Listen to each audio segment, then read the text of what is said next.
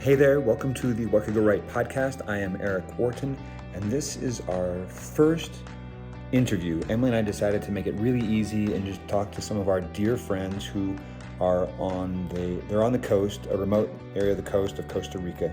And the audio isn't awesome, and the video gets worse as the sun sets on their side, but it is a great conversation.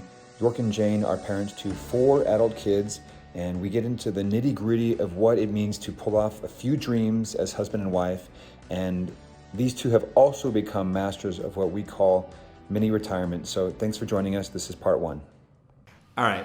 So hey, everybody, welcome to the podcast. We're excited to have Jayne and York Young on the podcast, vodcast, coming to us live from Costa Rica, right? Yes. What city in Costa Rica? What town? A little town called Guiones. Awesome. Okay, so you're on the coast. We saw earlier a little view over your shoulder of the bay, which looks gorgeous. So we've been friends for over a decade, and you guys have been on some amazing adventures. You've gone through what Emily and I would describe as a big transformation.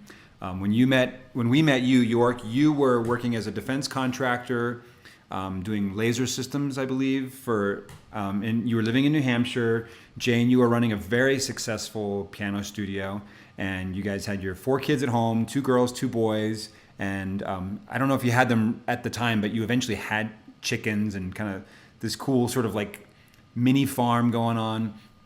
And then since then, you've started a yoga studio in New Hampshire. You've trained and certified all kinds of yoga instructors. York, you changed careers, and you're now teaching physics at the university level, and you both together have hiked El Camino in Spain.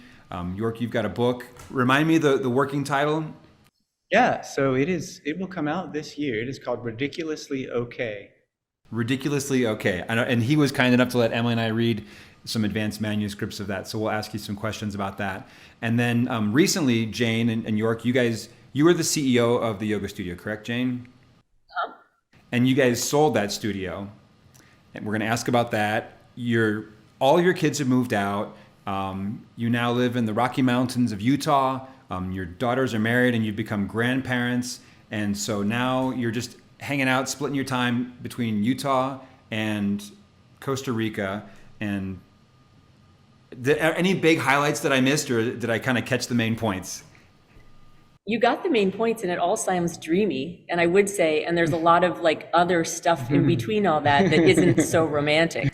And that's what we're going to get into, the in-between stuff. So that's a lot. And so what I'd love you to do is, that's been over the course of what, 10 years? Yeah.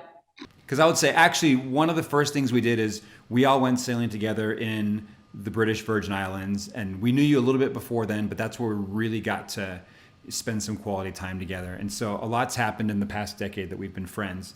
So I'd love for you to pick out some of your favorite moments on this journey and just unpack a little bit how those moments and those transformations came to be. Do you mean just favorite moments, or like most impactful moments that are not always the favorites? Up to you. Yeah, you can take your pick. I'll ask you the hard questions later if you don't pick them for yourself. So I'll go first. And along the lines of this discussion of just kind of transformation and how change comes about, I think all change and all ideas, it starts with a tiny idea, right? And then it slowly grows into something bigger, and then it will happen or not happen. So one of the big changes we made was we moved from New Hampshire to the West. And that was a huge change because both of us are from the East Coast. We had a home that we loved and had put a lot of effort and time into making it the place that we wanted to live forever, and that we wanted to have our kids come home to and our grandkids come home to. And that was really the vision that I think both of us shared for many years. And I think it was about 7 years ago, we started to get this idea of moving west. And so that started this kind of opening of, our life could be different than what it currently is right now. And could we just imagine and be open to the possibility that it could look different and be different. So I think that was really the beginning, at least for me, of being open to a big change and moving away from something that was known and that was secure and that was stable. And then I would say almost the rest is history, kind of for me, from that beginning of, this idea of moving west and then being with it and being open to it. And then so much followed from that. Now, there were other changes that happened. York had some changes as well, but that, I would say, that was a big contribution. So just kind of saying, hey, this is the life we know and love, and maybe it could look different than it currently does. Yeah, and that came out of the blue for us. And it took some faith and courage to lean into that idea, that possibility. Yeah, kind of a fun story around that is so we met in college out west, and when we left there, as we were literally driving only 20 minutes on Route 80 heading east, Jayne said, "Promise me we will never move back here again." I was like, oh, I didn't realize you didn't like it so much here, but I didn't promise. I don't remember taking, pinky swearing or whatever. But fast forward to about the time you met us, not too much time had gone by, either before or after we met you about 10 years ago. And Jayne said, "I feel like we're gonna move west." And I about fell off my bench because I thought, wait a second, this is startling because this is coming from the same person that made me promise we would never go back there again. And what was alarming is maybe this is an idea from source and therefore must be taken seriously. Or whether I like it or not, it may just happen. And so yeah, I love how Jayne talked about we really did pursue a dream of building that home in Amherst, New Hampshire. And I think this is just a great reminder that life is about growth. And if you achieve a dream, watch out. The universe might have yet another in store for you. And I don't think either of us were really that excited about moving west. We just kept feeling, I call it the divine poke.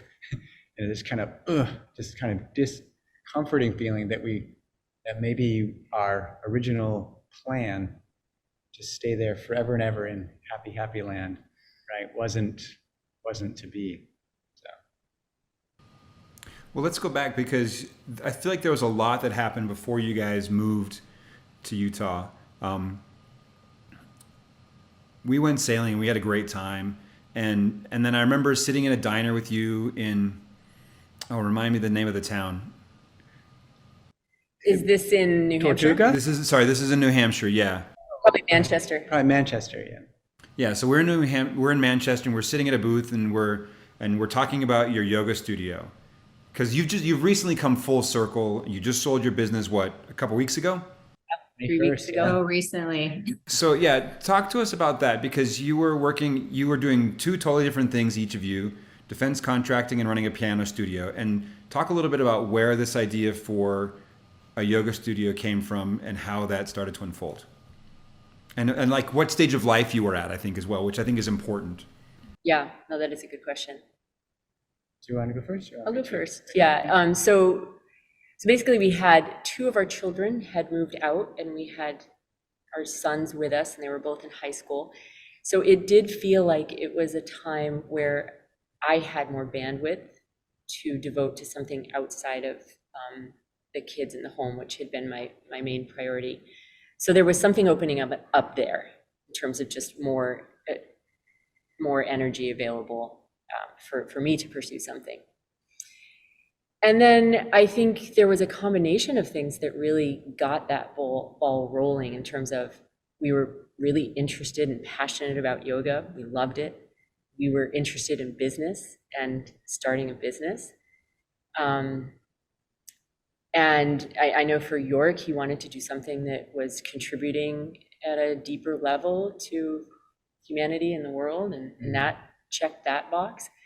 And then we felt like there was an unmet need in the area.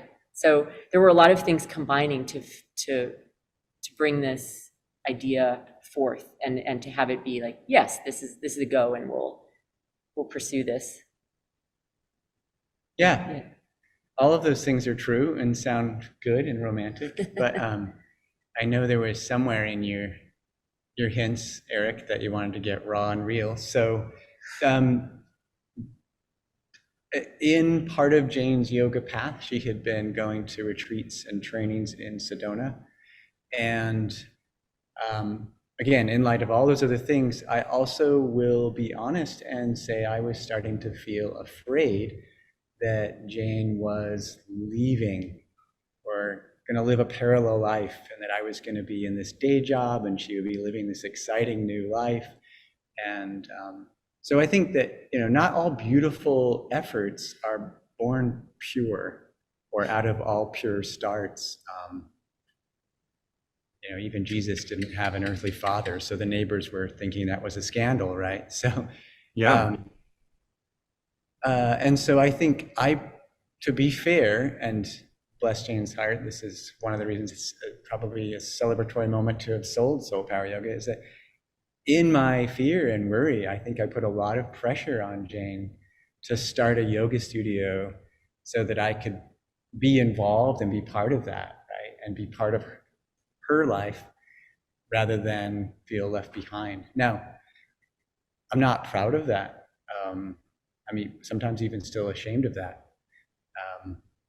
And yet, beautiful, beautiful, beautiful things came out of Soul Power Yoga. It has been an immense vessel for growth, not just for us, more for us than anybody else, but for so many people. So, but the next endeavor won't have that dark thread of unhealthy, fear-laden spousal pressure this time. And so that's one reason we're really excited. I think that's a really good point that you're making, though, York, and I think that happens a lot of times. That's why when we're doing the coaching with people and we kind of go through the blue sky questions where we say or ask the questions to open up the possibilities for you as an individual, we say, don't think about what it is that your spouse wants. Don't think about what your kids want. Don't think about, maybe what your religious community you think they want of you, just like setting all of that aside so that you can come to the table with your honest desires that haven't been colored. And I know even with us, because when you have a desire that you think might create distance between you and your spouse, or like you said, that you're like, I want to do this just so I can be close to you, which can seem noble, but you know yourself the best. But I know we even had a conversation recently where Eric was like, well, I didn't really know how to say this because if I take this path, that's like, you can't go there. And I'm like, that's fine. We don't have to go all the same places all the time. Yeah, no, I see. And, as I look back, it was somewhat controlling, a lot of not nice things you don't want spouses to do. And I was doing some of that. I think it's maybe a great moment to say too, I think one of the greatest motivations for transformation, or let's just be real and just call it just change, right? Mm-hmm. One of the greatest motivations for change, and this was certainly true for me in the last 8 to 10 years, is suffering. Just feeling unhappy, and that the happy-go-lucky path and methods and approaches and everything that had worked so well to build a beautiful life for decades and decades, that had worked very wonderfully, just suddenly was not landing anymore. And we were on vacation on the west coast of Mexico, and Jayne was really graceful. She's like, it's okay. I was like, I should be happy, and I'm not. And she's like, it's okay. Just listen to that, let that percolate. This is kind of we'd been doing yoga for 4 or 5 years, and just dialing into being courageous enough to listen to your feelings and really let them speak is what I think holds a lot of us back from making important changes, if it's not the exterior fears of the peer thing around us too. Well, I think going back to what you were saying earlier, York, is that you tapped into something where you're saying, Jayne, you're saying, hey, I've got some bandwidth. Kids are starting to leave the house.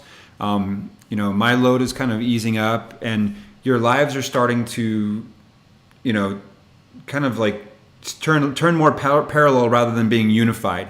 And we had a conversation recently with one of our colleagues, and he was telling us that one of the three main reasons that people get divorced is one, they fight over money. Two, there's a death of a child. And three is the kids move out, because over the years you just sort of lose track of each other. We all tend to, as we're busy in the years of raising kids, and it's very easy to slip into this kind of parallel life. And I think in some ways it was, you might have done something very wise to say, hey, we recognize that we're coming to this intersection where our kids are going to be leaving and we don't have as much in common as we used to. And so how can we create something that will give us some common ground and some reasons to really dig in and work together and go through something together?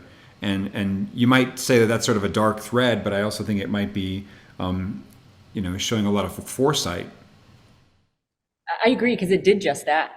We did have to work together, and we did, for the first time, I think, have to really learn to work together. Okay. And listen to each other. Yeah, and not overstep bounds and roles and responsibilities in a different capacity than just raising children. Yeah, it challenged us on a whole new level. Where did you find yourselves getting tripped up? Where did you, where were, because you said, you worked through some things, but where were those tension points that kind of like brought, like, hey, we're not good at this, and you've gotten good at it, but like, can you share an example of that? Yeah, was it like role clarity, or what kind of things? I mean, just jealousy for me, right? So I can, pressure on Jayne, let's do this, and then I still have a day job, and so she's thinking, it was horrible, actually. So she's thinking, I didn't really want to do this. I didn't want the stress of running a yoga studio. I just wanted to teach yoga as a teacher, right? And then I'm at work thinking, I'm stuck in this boring day job that's not helping people live happier lives, and Jayne's getting to do all this, interaction with the clients, and right. And so I was jealous, and so I was always kind of, coming home and working on it in the evening and working on stuff that wasn't necessarily clearly defined yet, but that she was thinking probably was hers and probably should have been hers, right? And I was working. I'm already a person that can work too much. Jayne can attest to that. And so I was, every waking moment I was working on this part and that part and this part and trying to stay relevant and engaged. It was horrible. And Jayne began to see Soul Power Yoga as my mistress. Right? So not only had I horribly kind of pushed this job on her that she didn't necessarily want, or worse, a CEO role, right? But then I was always, trying to take it when I could, or wasn't just taking time to go on walks and talk. And so it was really bad for a while. Probably a year, 2 years. Year and a half to two. Well, I mean, we did talk, and we did have like, hey, we got to define this. We got to stop. You can't keep doing this. I mean, a lot of tears, a lot of crying, a lot of talking, and a lot of growing, right? A lot of growing. We were both exploding, expanding individually. I love this phrase that we counseled. We chose a wise counselor in a religious leader named David Holland. He said something, he really recognized a handful of things. So York's going through this personal revolution, great, and all the kids are leaving the nest. So Jayne is probably feeling pretty darn abandoned, if not freaked out by, who's this guy I married? He's changing really fast. And so he really pointed that out, and pointed that out to me, like, York, you gotta be careful. He had counsel for Jayne too, but one of the things he said that was really beautiful was, it's going to take time for the language to catch up with the growth in your relationship. Meaning the way of talking about it or talking to each other. Yeah, and even understanding and expressing it. Yeah, even understanding, like, it would have been so helpful if I could have said to Jayne in that time, I'm jealous of your roles in Soul Power Yoga because it's my baby too, and that my baby too came up all the time. And I think, and if you want to use this as a segue, this is where El Camino was beautifully wonderful, right? And so crazy difficult.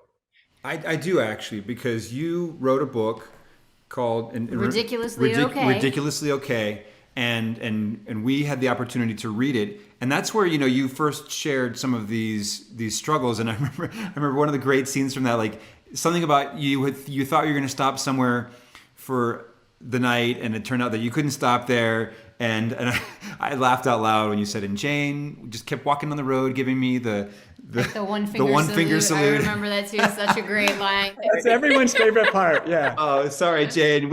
I just loved how candid you were, and you're like, look, I'm mad, I'm pissed off.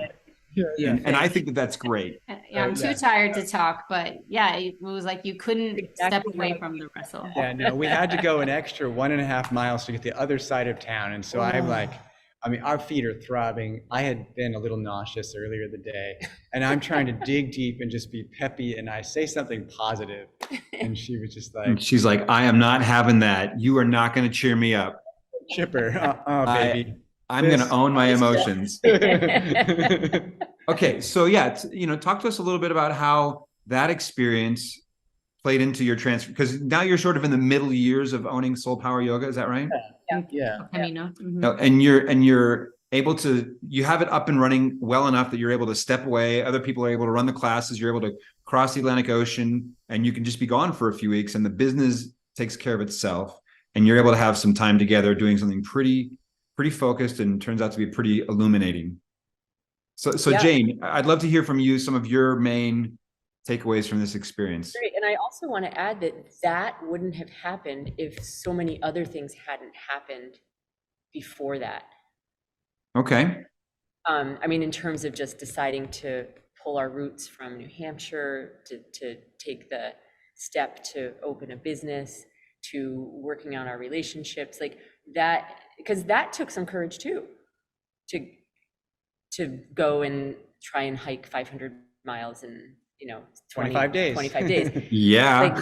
Which is kind of outside of our scope of possibility 5 years before that. We just didn't think we were that type of people that would do that. So I think the cool thing is that these choices that, again, took courage to make and to fulfill on, opened up the possibility of how we saw our lives together, and what we saw we could do. So that all happened before we got on the plane. Just that you'd open yourself up to the possibilities, and you're like, hey, we're the kind of people that can do this sort of thing. So at least try. We're going to at least try. We're going to attempt it. Yeah. And I always say, and I always say this to York often, it's like, it's one thing to talk about doing something, and then it's an entirely another thing to actually do it. And the doing of it is very hard, and it's not glamorous, and it's not romantic. And I know you guys know all about that. Mm-hmm. There's a lot of just grind in the actual doing and fulfilling your dreams. Yeah. Well, we remember going to your yoga studio when it was just a shell. Mm-hmm. Nothing had been built out. And then coming back when it was beautiful, and doing yoga with you there. And then, having done a fair bit of camping and hiking ourselves, knowing that 500 miles is no joke. No joke. So that's a serious one. Ours is usually rock climbing, and Eric will pick a route, and he'll get the rope fixed at the top because he's a much better climber than me. And I'll look and I'll be like, oh, it looks great. Like, looks like there's a ton of holds, places to put my hands and feet, and this is going to be really fun. And then as soon as I'm in the harness and I'm actually the one who's climbing, I'm like, I can't see anywhere. I can't move, So I know that feeling. I can't imagine doing it all day, every day. That's a case in point where it's one thing to say, yeah, I rock climb. And it's an entirely other thing to actually do it, and to face the fear, and to manage the physical challenge of it and the mental challenge of it. It's like a whole different world. Yeah, like surfing's another good analogy, right? For maybe 2 good rides, and I call myself a surfer, but the answer is yes, because that's what surfing is, right? That's the grind, that's the pain, that's the agony, but it's not trivial. I don't know, you guys. Well, what's your favorite quote about surfing, Emily, that you heard? Oh, if you want to be a surfer, you have to love paddling. That's what I heard early on, and I was like, I can do that part. Yeah, we only see the clips of, you know, the 5% or 2% of the time when when I would say surfers are up on their board. Want to surf, you have to be okay with water up your nose. Water up your nose. You've got to be okay with that. You've got to love the taste of salt, and you gotta like bruises and. Yep. And It's like if you want to live on a sailboat, you got to be okay getting seasick every now and then. I'm like, yeah, I really think with the surfing, you know, how cool do I feel when I do get handed my board back by a wave and like I get a bruise from the fins on because it ran over me or something. I'm like, yes, because I was going for it, you know. Like, Hardcore, Emily.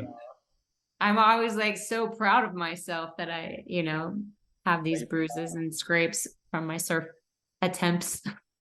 Yeah, no, it's just a lot out there. I think it's Okay. really. Do you want to go back to El Camino? Yeah. Yeah, let's talk about El Camino. So That's the question again. just you know, how did that, you're in the middle of owning a business, you've been, you know, kind of colliding as husband and wife after years of sort of not divergent paths, but just not really involved in each other's lives in the way that you might have wanted to be. And now you're in the thick of running a business together, and you say, we see ourselves as the kind of people that can break away. First of all, we've got our business to the point where we can step away and it'll run itself, and we can go do this thing that we probably never would have seen ourselves doing before. Now we're going to go do a 500-mile pilgrimage across northern Spain. And what came out of that?